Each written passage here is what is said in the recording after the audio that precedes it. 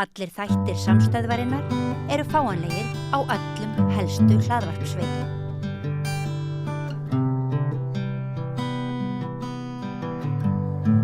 Það er komið að leikhúsi og eins og vaninn þá er ég sendur í leikhús og svo fæ ég aðstandendur sýningarnar til þess að spjalla erindinnar og verkið. Og hingað eru komin, ég gleymdi að segja það var Ormstunga sem var núna. Ég fór held ég á laugardaginn með á frumsýningu sem var svolítið merkilegur viðbrögð myndi ég segja.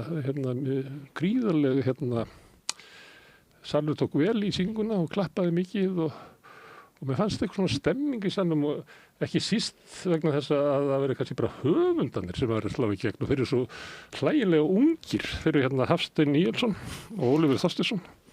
Mér fannst það svona svolítið stemming í salnum að það veri eins og stundum að vill salurinn gefa eitthvað upp á sviðið. Mér fannst það eitthvað hluti svona auka þarna að þetta væri svona Allir með þeim í liði. Eða ekki? Jú, alveg 100%. Mér fannst það svolítið þannig.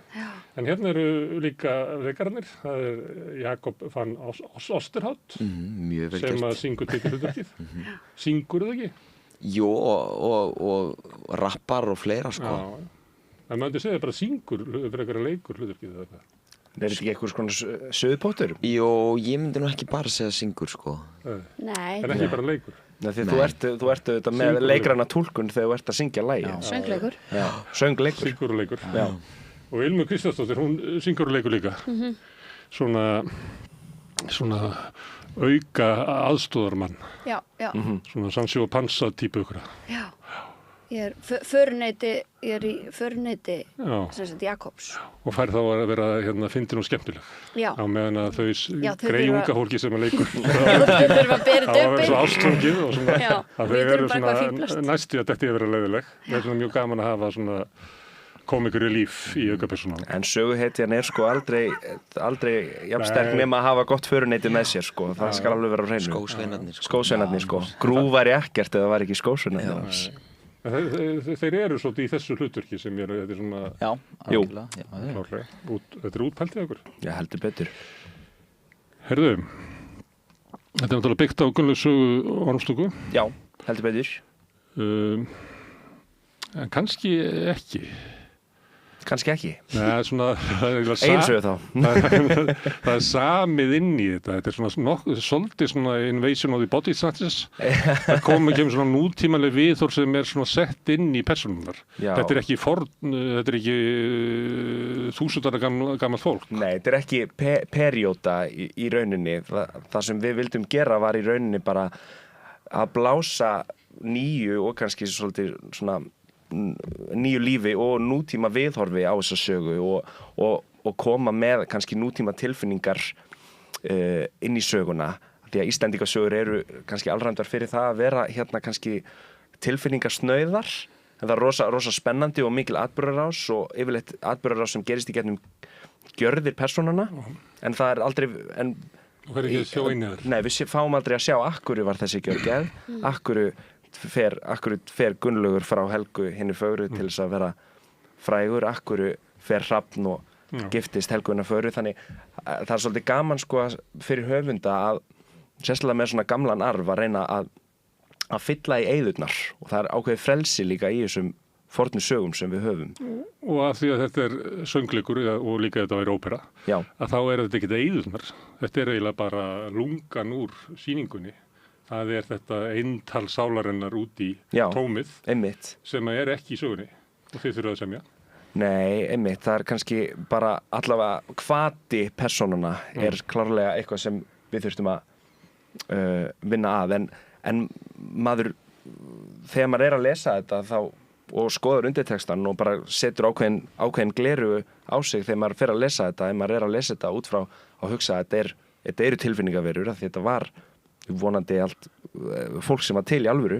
En við förum aldrei inn á við í bókinni. Það var við ákveðum að kryfja persónunar. Þegar við vorum að lesa bókina í fyrstu, þá vorum við að kryfja persónunar og sjá bara hvernig er hún að bregðast við ef hún myndi frétta þessum, þú veist Helga hinn fagra, hvernig myndi hún bregðast við ef hún myndi frétta af þessum draumi sem pabbi hennar dreymir í byrjun bókarinnar, hann kemur í raun seinna fram hjá okkur og við erum líka að lesa milli línanna bara Hrafn segir þegar hrakfalli hans og Gunnlaugur svíkur hann.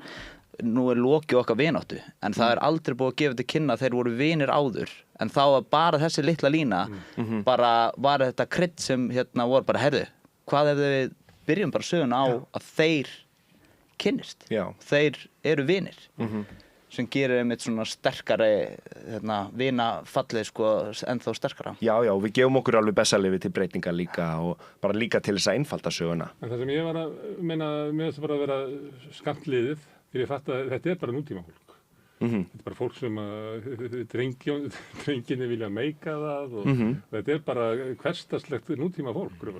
Algjörlega. Það ekki verið að reyna að færa aftur þú veist hvernig Gunnlaugur Ormstungur hefði. En hver segir að þetta fólk hafi ekki haft draum að meika það? Jú, ég meina ég ekkert að segja að fólki líði ekki eins núna og fyrir 1000 árum. En mér finnst bara ákvörðun ykkar svona að fara bara eiginlega að gera þau nútímana í staðinn fyrir að fara eitthvað svona, það ekkert verið að segja mér að þetta gæti verið fyrir 1000 árum. Einmitt, ég held að þetta sé líka bara svolítið rótgróið í okkur, svona bara það sem var gert í gamla dag og þannig, þú veist, þeir vilja fara út, þeir vilja ekki vera skáld á Íslandi, þeir vilja fara út og sækja frægð og frama í bókinni, þannig að það er svona einmitt, þeir vilja Það passa svolítið við svona meikdrauma Íslendinga. Algjörlega. Og ætlunin aldrei, skilurðu, að segja söguna bara eins og hún gerist í bókinni eða fá innsýn í hvernig allt var á þessum tíma endilega, þetta í rauninni bara blása nýju lífi í þessa sögu og fá kannski og fá áhorfendur til þess að hugsa, það væri kannski gaman að vippa þessari upp í baðinu og eins að glugga í hana, sjá hvernig þetta var. Þetta í rauninni bara önnur hlið af þessu. Við erum aldrei að reyna að segja að þetta sé svona saga. Ég fari heim og lesi Gunnlaugsögu. Hvað segirðu? Er þeir ekki alveg sama hvort ég fari heim og lesi Gunnlaugsögu? Ég væri í skíunum ef þú myndir fara að lesa Gunnlaugsögu, já, eftir sýninguna. Það er rauninni bara markmið okkar sem höfundar, sko, er að ýta undir hennan arf sem við höfum, sko. Aðeins var þetta með nútíman að maður heyri það líka, það svona frasar sem eru svona hversdagsmál og mjög klísjur, bara notaður mjög mikið.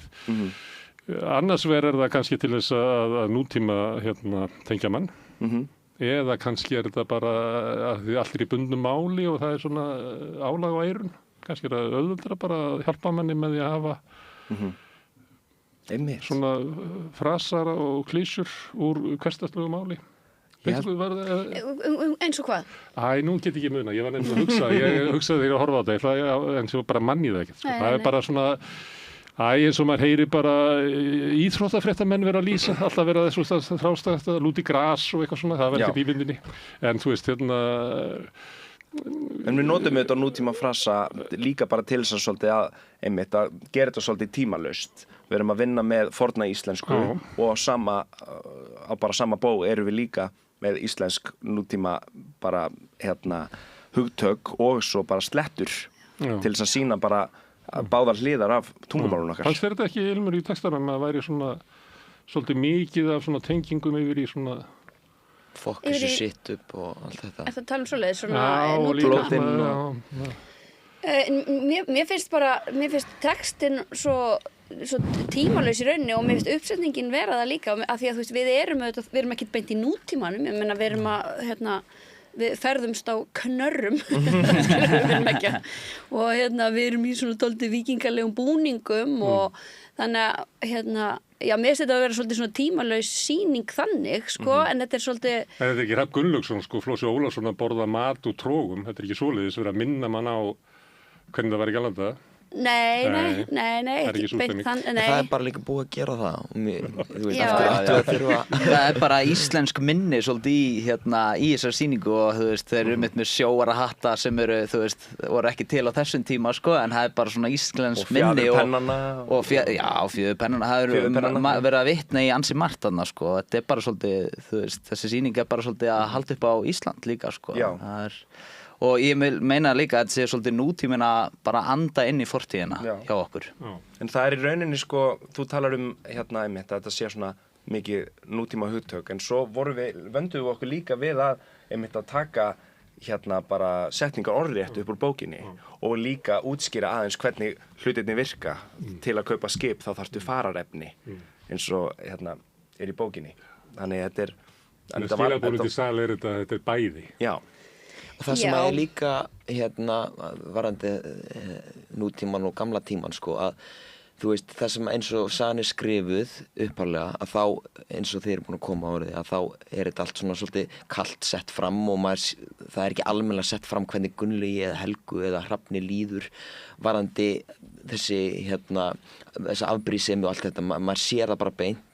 En það sem við erum að gera og þið gerir svo fallega er að það eru, sko, Gunnlaugur og aðalega Hrafn er settur í sögumannarhlutverk og þar fær hugurinn svolítið að tala beint út til áhorfenda og það er svolítið innri díalógur sem á sér stað og það eru nokkru stöðum, sérstaklega þarna í lokin þegar Hrafn og Gunnlaugur hitta hvern annan eftir langa tíð, að þeir tala við hvern annan er á sama tíma í einhvers konar sögumannarhlutverki og er að tala innri hug og þar kemur inn þessi nútími, við fáum að skilja persónuna betur í gegnum það. Við erum ekki bara kaldir líkamar á sviði að vera bara einhvern veginn bara þykjast vera einhverjir svaka kallar, þú veist, það er einhver dýpt þarna inn í sem að verða líka að vera í söngleikjum, af því að söngleikir það er einhvern veginn hækkaður level af raunverulegu ástandi, það er svona aðeins upphækkaður raunveruleiki. Og hún byggir líka á þessu svona innra tali, eins og óperur, svona aríur, ekki samtöl, heldur, er svona innri tjáning út í tómið. Það er ofta ekki ljóst hver að taka við, sko. En mér fannst, sko, ég sá uppsetninguna hjá þeim í Listaháskóla sem var nú upphafið að þessu ævintýri og ég var algjörlega heilluð, líka því að sagan var svo skýr. Mér fannst ég fá sko eiginlega hvert einasta orð, þó þetta sé alveg, þetta er mikið að meðtaka, en hún var bara skýrari en nokkru sinni fannst mér þessi saga. Og ég held að, þú veist, sonur minn 12 ára var mitt á þessari frumsýningu og hann er alveg rosalega upptekinn af þessum textum núna og það er svo mikill galdur held ég að ná að lokka inn og fá áhuga á tungumálinu líka þarna, því þú veist, þeir nota það alveg snilldarlega, sko, einmitt með því að blanda þessu saman. Þú varst nú að taka dæmi að leggjast undir feld, hvernig er Já, ég hugsa svo hratt að það er engan feld að leggjast undir feld, þú veist, þetta er svona bráðislega flotti gullmólar inn á milli sem eru sagðir í mjög hröðum texta, þannig að maður þarf eiginlega bara að koma oft til þess að átta sig á þessu, sko. Gott business mode. Mér finnst það samt grípa textan bara mjög vel. Já, heldur betur. Það er ekki eins og maður sé að bíða eftir að vilja fá svona eins og eru oft í óperu að fá textanu til hliðar til þess að geta lesið, það er ekki þannig, sko. Nei, akkurat. Auðvitað næri maður ekki öllu. Nei. Bara þannig. En maður nær Þetta er svo ríkt. En maður nær öllu. Já. En þessi sýning í það er náttúrulega einn ástæða fyrir það að þið var að segja áðan að sko, hvað salurinn vildi þakka mikið fyrir sig. En náttúrulega þetta er svona hetjusaga í þessu. Það er sett upp þetta verk sem er annars ársverkefni hjá Hadda. Með mitt. Varstu hissa að sjá þetta svona velþroska stykki sem frá svona ungu mönnum? Já, verulega. Að því mér varst bara svo mikil dýpt og svona þekking og þú veist, það er já, það ætti kannski ekki að koma manni óvart en það gerði það, sko. Mér varst þetta mjög svona Það kom okkur líka óvart. Já. Þetta var náttúrulega bara á við vorum komin í ansi krappan dans við tíman hérna. Já, þegar við vorum að fara að sýna þetta. Já, nei. Þannig þegar við sáum fyrsta renslið þá vorum við bara, já, við gerum þetta. Já. Vorum á Rauða ljóninu hérna fjóra vikur í frumsýningu að hitta allan leikhópinn og vorum bara, jæja, takk fyrir að segja já við þessu. Það eru 12 lög eftir sem við höfum eftir að klára. Það voru reynda 14. Fyrsta kóræfing byrjar á morgun. Já.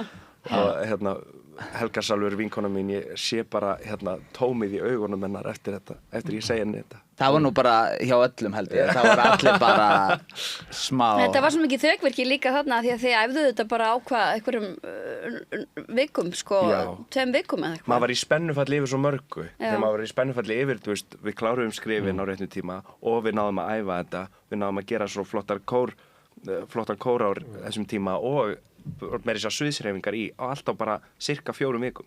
Það var ekkert sagt mann, hann var svo stressaður að hann virkaði fullkomlega rólegur. Já. Þið hafði verið í því ástandi þetta. Já, maður var svona eflaust, já. Það var alltaf að reyna einhvern veginn að halda dampi. En svo er svo gaman, sko, nú erum við líka núna búin að upplifa í rauninni 2 spennuföll.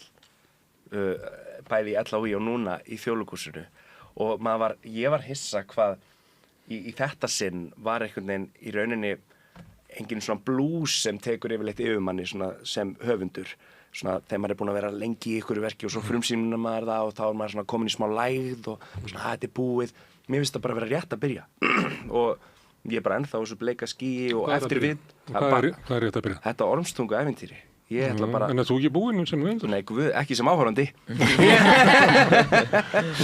ég ætla bara að mæta á alla sýninga bara sem hressasta amman í salnum og vera bara Sko ég held að, mér finnst líka svona, það er eitthvað svona blessun yfir þessu og líka sem eitthvað svona upphaf á bara nýfengnum áhuga okkar á Íslendingasögunum og það er búið að vera svo mikil látið og við erum einhvern veginn algjörlega búin að gleyma þessu og ég sjálf sko hef ekki lesið nema bara Egilssögu og Njálssögu og þú veist og maður hugsa bara, vá, ég hlakka, nú þarf maður að fara að lesa Laxdælu og og ég meni, ég heimsótti safnið í Reykholti hvað heitir það aftur?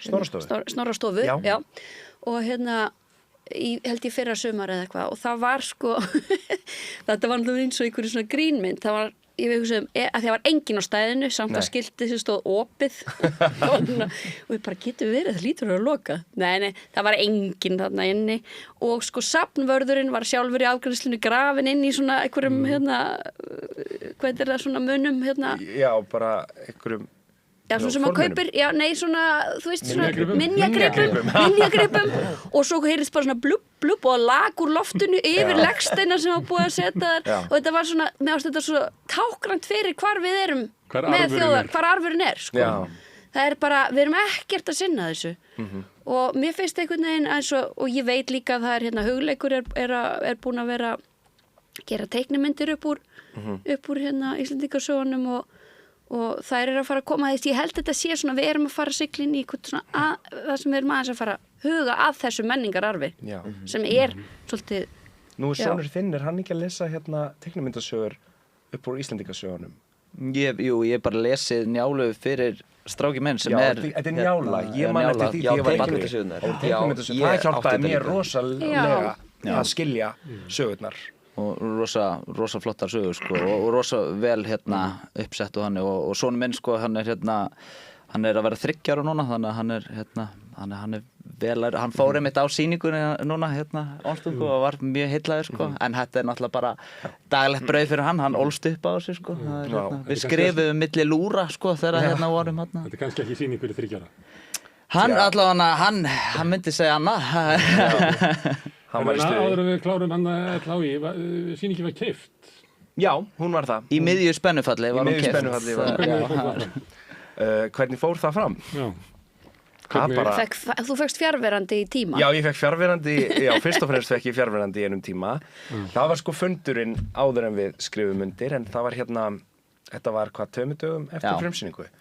Og bara frá frumsýningadegi þá vissum við að það var eitthvað í loftinu, enda í einhverju brjálæðiskasti ákvað ég að bjóða dramatúrgum og leikhússtjóra Þjóðleikhússins á sýninguna bara því að þetta er spennandi og þetta var eitthvað svona blautur draumur í okkur bara það væri geggjað að sjá þetta á Þjóðleikhúsinu en við hugsaum líka að þetta gæti bara verið gott tækifæri fyrir þau að kynnast okkur og okkar vinnu og kannski eitthvað væri pláss fyrir svo eitthvað ríkt samstarf eftir nokkur ár en svo bara 2 dögum eftir frumsýningu erum við mættir og þau voru bara svo sannlega hrifin að þessu og þá voru þetta 26 lög, 1,5 tími og í rauninni skrifum við undir samning þannig að þetta er bara sýningaréttur en á sama tíma að því að var langur tími í þetta alveg 1,5 ár þá fengum við rými innan Þjóðleikhússins að þróa verkið áfram og gerðum það svo með dramatúrgum hússins og leikstjóranum Gísla Erni En samningur gerðu bara nokkur dögum eftir frumsýningu í skólanum Þetta var bara keypt á færi. Já, þetta gerist allt í sömu viku. Þetta var alveg mjög svona, hún er móðu þessi vika sko. Það við vorum í þvílíkri keyrslu að koma bara að sýna þessa sýningu. Sömdu ekki af ykkur, fáðu ekki bara of lítið þá? Hvað segirðu? Sömdu ekki af ykkur? Nei, það er rithöfundasambandi dekka okkur. Þau eru vel dekkuð. Við létum nú fólk fara yfir þetta, sko. En þetta eru nú bara einhverju kjarasamningar sem var eitthvað svolítið erfitt að vera eitthvað poti, sko. Varst þú í skólanum líka? Nei, ég bókaútgefandi, þannig að ég þekkti nú til svona samninga og svona. Og hvernig þekkist þið? Við kynntumst á leikskóla en erum ekki æskuvinir, sem þýðir ekki að við vorum óvinir í æsku. En við vorum kynntumst sem starfsmenn á leikskóla. Já. Þetta var svo góð löng leið. Þetta, ég fór í eitthvað. Þetta er sögumæður. Þetta er höfundur og sögumæður. Já, þannig við kynntumst í leikskóla, já. En ertu búin með námið? Sem starfsmenn. Ertu búin? Já, ég útskrifaðist núna í vor, í fyrra. Útskrifaður sviðshöfundur, hvað sem það nú þýðir. Það er alltaf erfitt að útskýra það í jólabóðunum. Og þið útskriftaverkefni var hvað? Það var annarsöngleikur eftir okkur. Það var annarsöngleikurinn okkar upp úr þorskastríðunum, talandi um íslenskan arf. Það ákveðum við að taka svona frekar svona sögulegan arf og kannski aðeins ekki eins fjær okkur og íslendingasögurnar og gerðum 5 leikara söngleik upp úr 3 þorskastríðum þar sem þorskarnir sögðu söguna. Og það fór á fjallinar hjá aftur á móti í Háskólabíó síðasta sumar. Já. Það var mjög skemmtileg sýning líka. Já, það var mjög skemmtileg. Það var gaman að það hafi líka fengið smá langlífi eftir skólan. Heyrðu, til hamingju með þetta allt saman. Takk fyrir. Heyrðu, en ég er ekkert svona mikill söngleikjamaður. Nei. Takk fyrir að fá okkur. Nei, það er bara... En þú er samt gaman aður? Já, ég hef svo látið mig hafa það að fara á eitthvað á Broadway og svona. Já. En þetta er ekki svona mitt uppáhald. Nei. Mér finnst betra að fara bara off Broadway og vera þar ekstra. Já. Af því það er svona þetta er náttúrulega sér heimur, sko. Já. Og það sem að ég var að hugsa út í sala, þá hugsaði ég að því þetta er svona rappað og svona, þá myndi ég náttúrulega eftir að hafa lesið Hamilton. Já. Og svo þegar ég var undirbúin núna þá sá ég að það talað þetta í leikskránu. Já. Það var nú eins og frumlegt. Því að þegar ég og dóttir mín komum heima þá fórum við og skoðum nokkrar senur úr Hamilton. Til þess að það væri svona svipaður svona blær yfir þessu. Og það er það. Þetta er ort inni í þann blæ. Það var klárlega að kveikja. Þessi stórsöngleikur eftir Lin-Manuel Miranda. Það var í rauninni fyrsta kveikjan. Ég sé þetta 2020 bara á Disney Plus og þetta var í miðju COVID-i, þannig ég hafði bara ekkert betra en að gera en að grænja yfir stórsöngleikum bandarísku söguna og fyrsta fjármálaráðherra Bandaríkjanna og á sama tíma er systir mín að lesa Gunnlaugs sögu. Þannig þetta bara svolítið, þetta var bara eiginlega klassaði saman þessu tveinu. Já, klassaði saman og ég sendi bara á Snapchat á mína helstu vini, bara hæ, vill ykkur skrifa með mér Íslendingasöguna Gunnlaugs sögu Ormstungu sem söngleik í anda Hamilton. Og ég var sá eini sem svaraði kallinu. En er svo ánægður að þú gerðir það, sko. Og ég líka, ég er mjög ánægður. Það er auðvitað til kenningar það að svona eins og í fjörunni það er mesta lífið, að þú tekur saman eitthvað svona tvennt og notur þið saman og það verður eitthvað til, þannig að þetta er svona bara dæmi það. Algjörlega dæmi það. Þetta gerðist líka svo hratt, maður var bara nýbúinn að horfa á þetta, svo kemur maður morgunin eftir, ég er að tala þetta við morgun verðarborðið, bara þetta er ótrúlega flott, við verðum að horfa á þetta saman, þetta fjölskyldan. Og svo bara, já það er flott, Hatti minn, hvað ert þú að gera Kamilla? Ég er að lesa Gunnlaugs sögu og ég Gunnlaugs sögu, hún var aftur, svo segir hún mér alla sólarsöguna því hún er að fara að skrifa ykkur ritgerð og þá bara sé ég strax fyrir mér bara, já. Vá, bara ég þarf að fara, takk fyrir mig, fór bara upp og sendi Snapchat. Herðu, en eitt sem að maður, það er ekki svona dansarar, leikararnir eru látnir dansa, eins og stundum er í svona uppfærslum, þá er svo mikið byggt á dans. Og það er ekki Hamilton, það er eiginlega bara leikararnir sem er að dansa það. Jú, það eru þetta bara, það er kannski öðruvísi áhersla líka bara úti, það eru þetta bara miklu meiri dansþjálfun í Broadway leikurum. Það er nú reyndar alveg, það eru dansarar í þeirri sýningu, já, sko. Það er miklu meira heldur. Já. Er það ekki bara í kórnum líka? Jú. Dans og kór svona, já. En það eru þetta svona oft kölluð svona heila þrenning söngleikja, það er söngur, leikur og dans. Triple threat, já, einmitt. En við höfum ekki alveg þá æfingu hjá leikurunum. Vá! Það er bara þannig. En það var alveg lagt upp með það, sko, frá upphafi að kóreografurinn Liam Steele sem kemur frá Bretlandi, hann kom inn með það, sko, alveg vitandi að við værum ekki danshópur, heldur leikhópur. Og hann fer inn í þetta með það í rauninni, með þann ásetning að vinna með bara leikhóps eða bara ensemble, þú veist og hann vinnur þá þannig að hann bara í rauninni les svolítið bara hópinn og býr til, og býr til hluti út frá okkur og þannig var bara ýmis galdur til og það var mjög gaman og það þú veist, þannig að ég hugsa aldrei eitthvað við verðum að sanna það að við séum betri dansarar en einhverju aðri, þú veist, það var ekki megin hvatinn, sko. Það líka fer eftir hvað dansinn gerir, sko, af því að það eru auðvitað til söngleikir sem eru bara með áherslu á dans bara upp á skemmtanagildi og svona til þess að fá svona stóra mynd og rosa flott sjónarspil, en svo er auðvitað það sem bara áherslan í ormstungu eru auðvitað bara sagan, fyrst og fremst. Þannig Það með það líka tengist bara uppfæstunni að þetta sé eiginlega svo leikhópur sko. Maður allir í mörgum hlutverkum og svo bara dansa fólk og sumuleyti maður haldið fram að sé næstu í tísku að vera með dans sem er ekki á professional-leveli. Já, bara á þessu 28,5 ári þar sem dansarinn blómstrar sko. Heldur megi fólk vera bara alls konar. En truflaði það? Nei, alls ekki. Nei, fannst þetta bara gaman að sjá? Ég meðist hitt vera þegar koma einhverju dansara svona fremst og svo eru því leikarandi svona aðeins aftar í fyrri senu og svona, ég veist bara relíf að losna við það. Mér finnst það oft það svona svolítið vandræðilegt sko. Já. Þessi skipting sko. Og það stundum alveg inn í barnasýningar sko. Okkur fannst Liam Steele, danshöfundurinn, alveg vera rosa góður einmitt að búa til hreyfingar sem þjónuðu sögunni. Já, og góður að lesa líka bara í tónlistina. Það er oft einhver hreyfing sem er bara í takt við tónlistina. Já, eða eitthvað sem eitthvað segir. Já, einmitt, líka það. Hann og er bara rosa... og þótt að hann skilur auðvitað ekki orði í íslensku nema auðvitað orðið kakalaki sem við kendum honum. Já. Var það ekki uppáhaldsorðið hans í íslensku? Ég minni það. En hann var líka gríðarlega þolinmóður. Já. Miðað við svona breskan aga þá var hann á gáðan marga sénsa. En svo þið þrjú, þið eru náttúrulega með svolítið stór lög sem þið syngið. Jú, einmitt. Þetta er svolítið á ykkur. Já, á mörgu leyti sko. Þú veist, ég hef alltaf litið á þetta sem alveg frá því við byrjum og hvernig upplagið var hjá Gísla að hafa þetta svolítið leikhópsverk. Að ég einhvern veginn, ég fann mig alltaf geta sest inn í leikhópinn, þannig að það var ótrúlega mikið öryggi falið í því, sko. Þannig mér leið aldrei og mér líður aldrei eins og ég sé eitthvað að bera eitthvað uppi einn, þú veist.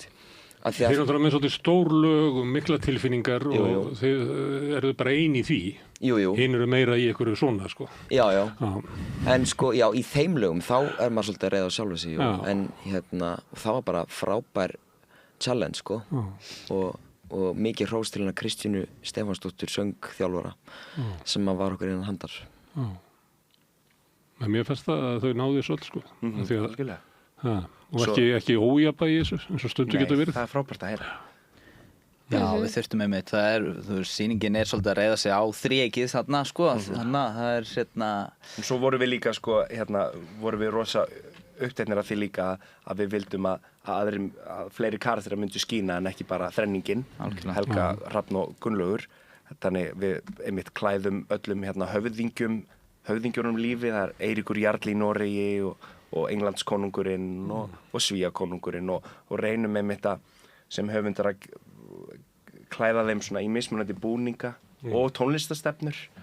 Þannig og eins og föruneytið gera, þannig þá er svona pláss fyrir meira svona skemmtilegt disco og funk.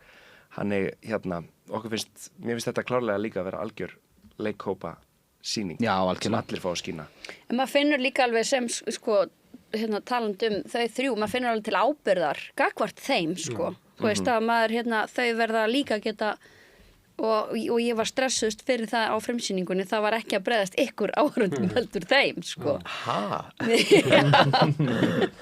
Nei, þú veist, ég var bara ég held á genarpröfuna eða eitthvað, þá klikkaði ég sko, glemdi ykkur setningu og ég sá bara svona í augunum á Jakob og hann bara, þú átt línu og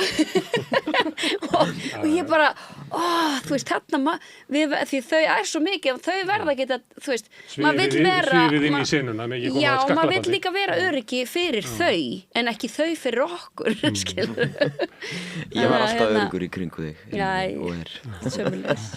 Síðan kemur Ólafur Hrönn og Stellusennunni.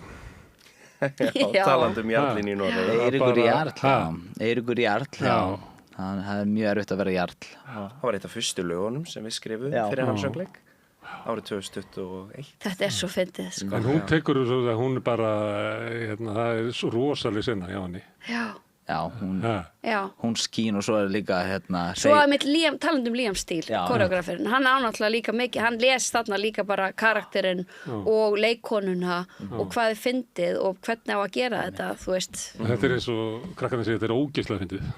Já. Sú sinna. Já.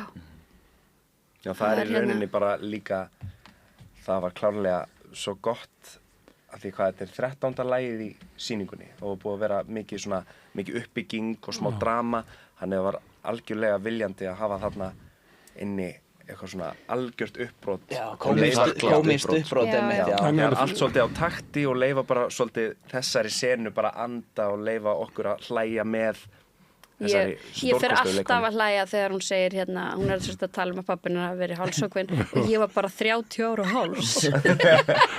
Þeir skáru hann á háls, ég var bara 30 ára og háls. Já, en þetta er ótrúlega fyndin típa, svona sjálfsvorkun sem venduð svona, sem við konum svolítið við, þess vegna er þetta svo fyndið. Það er bara svo erfitt að vera jarl, þetta er bara... En er ekki strax á eftir þessu sem að Gíó kemur með, hann er að koma eiginlega svona, þetta er kapli í þessu, það sem eru... Það eru Gíó? Nei, fyrir ekki. Gói. Gíó Karlsson? Ég er svo gamall, sko. Nei. Gíó? Jú, Gói kemur svo og með England, hann er Englands konungur, aðalráður og hann er mitt hann er rosagóður. Við skrifum hann sem eins konar svona, þú gerir ekki díl við djöfulinn típu. Svona glaumgosa, eitthvað sem þú heldur þú getur treyst en svo er hulunni svift alveg í lokin og er þetta bara algjör hrotti. Það var rosa gaman að vinna með Góa í líka einhverju svona smá svona grimmu hlutverki líka. Já, illmenni. Já. Hann sé komin á þann tíman að ég var að leika illmenni. Já, og þið bara feiki góður í því. Það getur allt þessi. En hvað er þetta? Hvað er þetta verk? Hvað er þetta verk inn í okkar tíma fyrir utan að vera ít okkur í það að fara að lesa Gunnlaugs og Ólstúkur? Mér finnst sko, þegar sem hún segir í lokalæginu hvað gerir mann að hetju? Mér finnst það að vera svolítið svona þess spurningin sem að maður á að setja uppi með, sko. Hvað, þú veist, er það einmitt, og hverjir er það sem skrifa söguna? Hver metur þitt virði? Já. Þannig að mér finnst þetta svolítið vera það, sko, þú veist, og sérstaklega einhvern veginn, hvernig heimurinn er í dag, alltaf allir þarna verða eftir, liggja allir í valnum og það eru stríð hér og þar bara út af egóm 2 manna, sko, og sem er gömul saga og ný, og þeir eru samt, svo vinnur einhver og hann er gerður að hetjunni og það er hetjan og það er alltaf hetjan sem við erum að horfa til. Af því að þann vann eitthvað stríð og þannig að spurningin er bara hvað gerir mann að hetju, þú veist, það er Akkurat. Spurningin. Ég hugsa oft í nú er ég kannski að spoila en jú, ég segi það nú bara að í lokin þegar Bókin hefur komið út. Jú, fyrir nokkrum árum þegar þeir drepa hvern annan Hrafn og Gunnlaugur, ég sá bara fyrir mér, þú veist, bara hnífaburð ungra drengja. Þú veist, þetta eru menn sem eru komnir allt og langt í einhver aðstæður sem hafa enga stjórn á og hafa ekki kannski tilfinningaþroskan eða getuna í að segja sinn hug þangað til að það er orðið of seint og þannig halda þeir bara á sverðunum sínum og eru bara Gunnlaugur er búin að höggva fæturnar af besta vinnu sínum og hann, eins og þið komið svo sterklega með inn í svona loka monolog sem er sungin að bara hvað er ég búin að gera og eftirsjáin en þá er bara allt, þá er þetta orðið og seint, sko.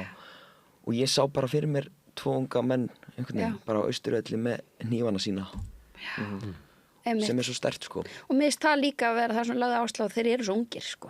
Þetta eru bara strákar. Þeir eru bara 20, sko. Þannig að þinn tekur rangar ákvarðanir.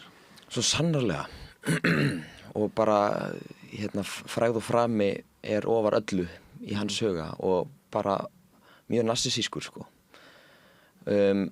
Og sem leikari verður maður náttúrulega einhvern veginn, maður verður að geta haldið með honum alla leið í gegn, sko.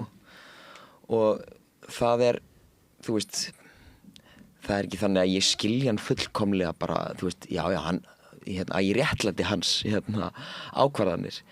En þegar þú ert komin ef ég set mér í spor Gunnlaugs sem komin svona langt bara, og þú komið allt upp í hendurnar, frægð og frama í öllum þessum löndum, hann búinn að fara til Englands og Svíþjóðar og brenna margar brýr að baki sér og ástin eftir heima, að þá einhvern veginn svo, ég get alveg skilið hann að það auðvelt að gleyma öllu þegar þú ert bara með allt fyrir fram að þig. Þangað til að það sem að raunverulega skiptir máli sem er vinskapurinn og ástin, að það er það sem situr eftir. En hann er náttúrulega ekki með allt fyrir fram að sig því að hann vill alltaf meira, það ekki? Hann vill alltaf meira, jú. En svo í peningum sagt sko og eignast miljón þá vill eignast 10 og 10 þá vill eignast 100 og 100 þá vill miljard og 1 miljard þá vill 10 miljard og þetta endalaust. Þetta botlaus hít. Það botlaus hít. Já, þetta það. Það þannig. En kannski viljum við þetta bara allt hvort tvekja. Vilt þú ekki fræða og frama og konuna og Helgu Fögru og allt rastlið bara? Ég vil bara hafa gaman. Já. Meðan ég lifi enn. En auðvitað... Við förum ekki, við talandi það, sko. Þegar við byrjum á þessari... Ég er að vonast þess að við talið endi með því að hann höggvaði það fættur bara. Já, það verður seinna. Það verður næstur mætum. En þegar við byrjum þessa vegferð, þá er þetta bara 2 bestu vinir að bara að lepja á kaffi og ætla að skrifa einhvern söngleik, þú veist, og það er einmitt svo, og þetta var bara sköpuna gleði, alltaf, og við erum núna að fara að byrja á næsta verki okkar saman og það er ekki eitthvað að hugsa pening eða þannig, þetta er bara okkur kýtlar út af, við viljum bara fara að skapa saman aftur og það var líka með Þorskasögu, við vorum aldrei með einhverja pælingu, við ætlum að gera þetta fyrir pening eða neitt þannig. Kjarnin kemur frá sköpunargleðin, alltaf. Já, það kemur alltaf, og líka bara gleðin að skapa saman út af þetta er alveg samstarfið okkar er. Já, mér finnst það líka að hafa lært það á mínum ferlið og það sem stendur alltaf upp úr, það er alltaf sköpunarferlin, það er ekki resultatið, sko.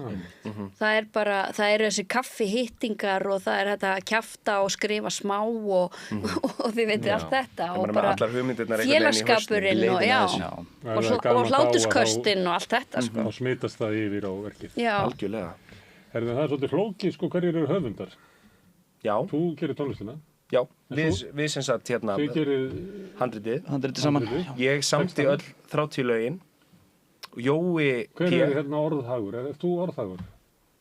Orðhagur? Er það bara þá... Gætt að ríma og svona. Ég kann núna að ríma, hann kendi mér að ríma, hann hafði... Við semjum þetta saman? Við skrifum alla söngtexta saman. Já, við gerum handritið saman, skrifum allt saman, en hann gerir tónlistina og svo kom Jói P. að tónlistinni og Hvað er það? Kemur hann til þess að svona laga eitthvað? Í rauninni, sko, þá við erum með 26 og svo bætum við 4 lögum við. Jói er ráðinn sem tónlistarstjóri og bara í rauninni til þess að bara upphefja þessi gömlu demo að því ég er í rauninni, þetta var bara þetta var mín frumraun í að semja tónlist og þá bara... Ekki alvanalegt að menn byrja á heilu söngleik. Nei, og alls ekki. Og þetta var í rauninni bara algjör meðbyr að fá hann inn. Hann var með svo mikla reynslu sérstaklega í útsetningu. Hann var búinn að vera ótrúlega duglegur líka að útsetja fyrir bíómyndir og þannig hann var rosa góður í að koma með bara taka gömlu lögin og í rauninni hann útsetti þau með auðvitað kjarnanum mínum en svo bætti sínu stöffi ofan á og þess vegna er hann titlar með höfundur tónlistar og á bara fullt í þessu líka. En auðvitað koma lögin frá mér og söngtextarnir frá okkur, þess vegna eru við höfundar orðstungu. Þetta er erfitt, sko, því að þetta er sungið í gegn. Þannig það er í rauninni, það er engin leiktexti, þannig þá skil ég kannski akkur fólk á kannski erfitt með að setja okkur í box og því það er ekki bara eitt sem skrifar textan og svo eitt sem skrifar tónlistina, þetta er algjört flæði saman og þú átt nokkra laglínur að inni líka. Skulum alveg halda því til haga. Já, eina kór útsendingu þarna. Og svo kærasta mín 3 línur þarna og mamma mín og amma mín á, þú veist, heilt lag bara. En þú hlýtur að hafa spilað svona á hljóðfæri? Jú. Ég æfði á harmonikku. Okay. Það er svo geðveikt. Þannig takka harmonikku, báðu megin þess að spila ég á píanó svona eins og granmeðla. Því ég kann ekki að nota þumlana mína. Þannig það er rosa gaman að fylgjast með mér semja. Og bara auðvitað læriði hljómfræði. Hvað er með staðsett þessa músík sem er hana? Sko þetta fyrir mitt liti þetta ekki bara rapp, þú veist, eins og þetta oft Það eru ballöður líka. Já, algjörlega, og bara söngleikja ballöður eins og gerast bestar, sko. Og þarna það alveg rock í þessu og funk eins og þú nefndir, og það bara allar tónlistarstefnur, sko. Sem bestu söngleikir gera, finnst mér. Þetta svona söngleikjarapp. Hvað fannst þér standa upp úr, Smári? Í þessari sýningu? Já, eða svona fannst þér þetta vera rapp eða varstu... Nei, ég hefði aldrei sagt það. Þú sagði þannig að þetta ekki rapp og ég var í hugsaðmyndu, ég hefði aldrei sagt þetta að vera rapp, sko. Nei. Ég var svona, þess vegna meðan hann fór ég að horfa á Hamilton, ég var að reyna að átta með hvað geti staðsett þessa músík, sko. Já, einmitt. Og kannski þetta bara sér söngleikja Þetta í grunninn bara söngleika músík sem heimta svolítið að þú ert alltaf að syngja svona út í salin og svona, þannig að það ekki venjuleg lög sem gera þetta, sko. Nei, þannig og það hvað þá bara að sér hafa lög sem eru í þessu. Já.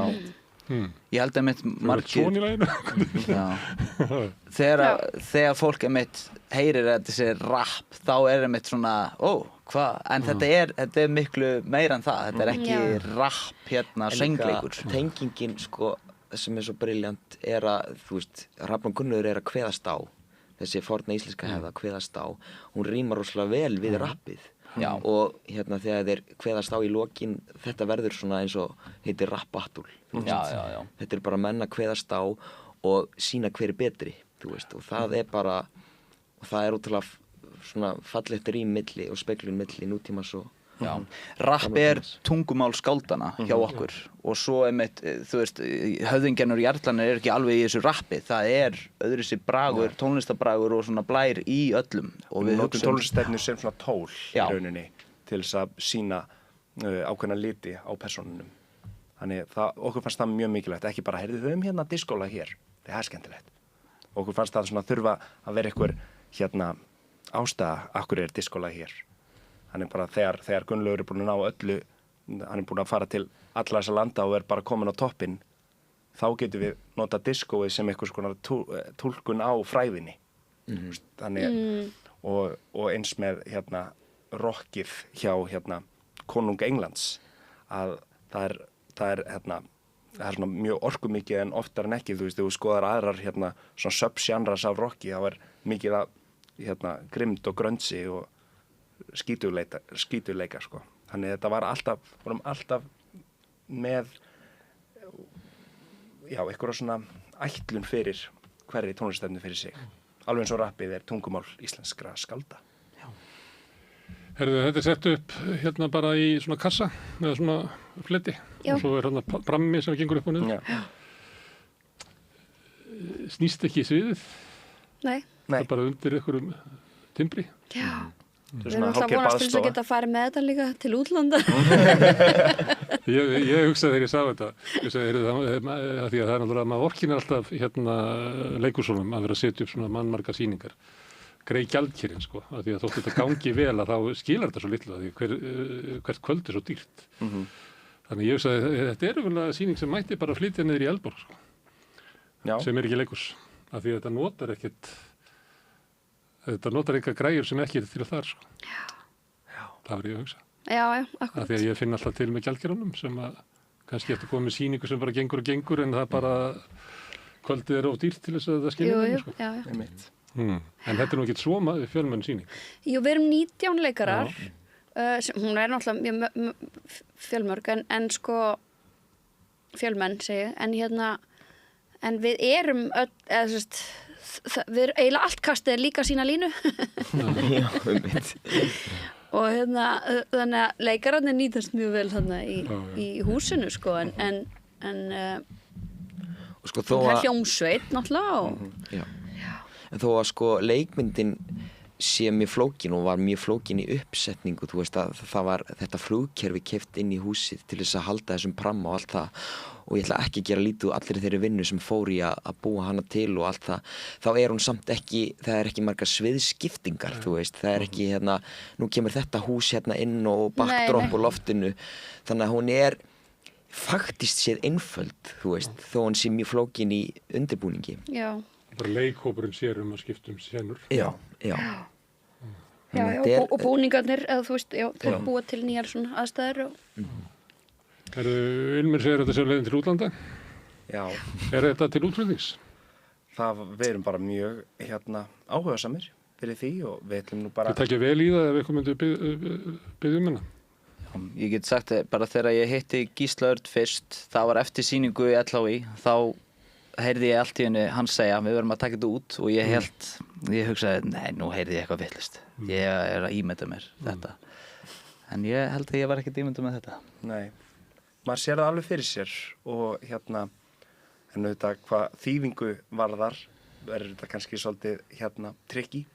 Það er svo mikið að íslenskri kímni að mér finnst í textanum sem mér finnst sko kannski erfitt að þýða eins og ég tek alltaf þess að þetta dæmi hann fikk ekki að fara í för en hvað er næsti bær við nú að flytja á næsta bær við þetta er svona skemmtilegar hvernig við erum að leika okkur með tungumálið þessi hnyttni þarf að vera í rauninni eins að mér finnst í enska textunum líka og það þarf bara líka það þarf einhvern rosa sterkan í bæði íslensku og ensku. Já, við erum með markað þannig. Það er einhver séni sem tekur þetta að sér. Já. Að ég nefndi Hrafn Gunnlaugsson og Flosa að borða kjötið. Ég held að Hrafn hafi dreymt að væri þetta búa til norðran, það er ekki vestran. Þetta yrði svona genrs í kvikmyndum. Þá minnir mig að einhver hafi sagt en það bara er uppselt sko. Það er bara svo fátt til sko. Við höfum vestran.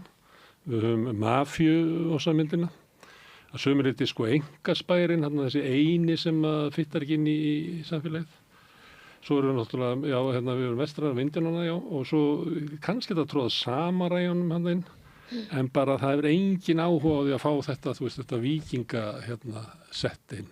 Það er nú ekki sagt. Nei, þetta var sagt fyrir 40. Og sjá okkur nú. Það er algjört víkingablæti út allan heim. Út allan heim, já. Þetta er ekki víkingablæti, þið voru að tala um áðan að arfin og eitthvað fleira. Ég er inn á Facebook, þá sé ég mikið að svona í Ísland þvert á flokka og það fólk er alltaf með svona víkingarmyndir af sér. Íslenska fánan og eitthvað svona rosalega hetjur. Þetta er líka algjörlega stórhættulegt svæði, sko. Já. Við skulum líka halda því til haga að Gunnlaugs saga Ormstungu er ekki víkingasaga. Þetta er ekki, og það eru margir sem nefna þetta sem víkingasögu. Hann drepur eitt víking að vísu en þetta er ekki, hann fer ekki víking, hann fer að yrkja og hann er skáld fyrst og fremst Já, þetta er náttúrulega þessi skírskotun í víking, það er náttúrulega í rauninni búið að cancelera víkingum sko. Þú veist, þeir eru ekki eitthvað sem maður á að horfa upp til sko, eða já. En sögusviðið er stórmerkilegt og gaman að... Já, þetta er rosalega saga, einmitt, já. Það verður gaman að fylgjast með þessu. Finnst þetta merkileg sýning? Já, mér finnst þetta bara mjög merkileg sýning. Ég spyr bara því að mestur reynsluna við bara... Nei, sko, þegar ég sá þetta í LHÍ og ég var, vissi sérna þetta að þá fór ég til Gísla og mér langar að vera með. Mér var eiginlega alveg sama hvað ég gerði, mér langaði bara að vera með í þessu projekti, sko. Og að því að ég bara, það var svo mikill kraftur og orka og einmitt eitthvað svona, bara eitthvað nýtt. En jafnframt líka einmitt þetta upphefja þennan góða sagnaarf sem við eigum. Ég sá þetta ekki í skólanum en þarna í Þjóðleikhúsinu þá er þetta sko, þetta er kraftur og keyrsla og ekki yfirkeyrsla sko, þetta er ekki, alls ekki. Þetta er bara sprúðlandi sköpun í þessu. Það er gaman að heyra að það hafi líka einmitt, það sé þannig ennþá. Það gerst alveg út á 12. bekk þar sem ég satt. Já. Og þeir svo sáu það náttúrulega, þeir voru í leikhúsinu. Þeir vissu svo sem að móttökurnar eru svona góðar að það búið að vera nokkra genarpröfur ekki. Komum ykkur ekkert á óvart. Við vorum auðvitað búin að vera með þetta verk svolítið í vassanum núna í 4 til 5 ár. Og alltaf síðustu 2 ár erum við alveg búin að vera var við hvað þetta er flott verk. En það er bara loksins ótrúlega gaman að sjá fólk taka vel í þetta og maður er kannski minna hissa og bara meira spenntur og þakklátur fyrst og fremst. Og svo þakklátur líka að hljóðdeildinni og öllum hinum deildum húsins sem sjáum það að textinn skilir sér vel og leikararnir í framburði sínum. Bara allir, við erum bara með Hauk í hverju horni sko. Þetta er bara, og geggjaður meðbyr frá einmitt leikurunum, þú veist, reynslu miklu leikurunum og líka þessi ungu sem er komin og bara allir svona saman í liði og það var alveg út af maður vissi ekkert hverju maður mátti búast við, þú veist, maður er bara nýr í húsinu og bara eitthvað, við erum einhverjir strákapungar hérna sem koma hérna inn og alltaf verið að segja manna hitt ekki hetjurnar sína svo eru hetjurnar sína bara besta fólk þetta er bara yndislegt heldur með manni þetta er búið að vera mikill meðbyr í húsinu með þessari sýningu sko. Það hjálpar eflaust líka. Maður verður alltaf mjög svona þakkláttur fyrir það einmitt sko. Algjörlega. Frábært að fá okkur að tala með þessa góðu sýningu. Hafsteinn, Ólífer, Jakob og Ilmur. Kærlega. Takk fyrir. Við ætlum að setja þín áfram við Rauðaborðið. Við erum allir að skilja þetta samfélag og heiminn og okkur sjálf. Næsti kapur eftir augnablik. Ég heiti Þórhildur Þorleifsdóttir. Á Samstöðinni er fjörug, opin, skemmtileg og gagnrýnin umræða allt milli himins og jarðar. Samstöðin á erindi inn á öll heimili. Öflugur og ódýr auglýsingamiðill 40.000 manns sjá eða heyra þætti Samstöðvarinnar í hverri viku. Ef þú vilt auglýsa, sendu póst á samstöðin@samstöðin.is.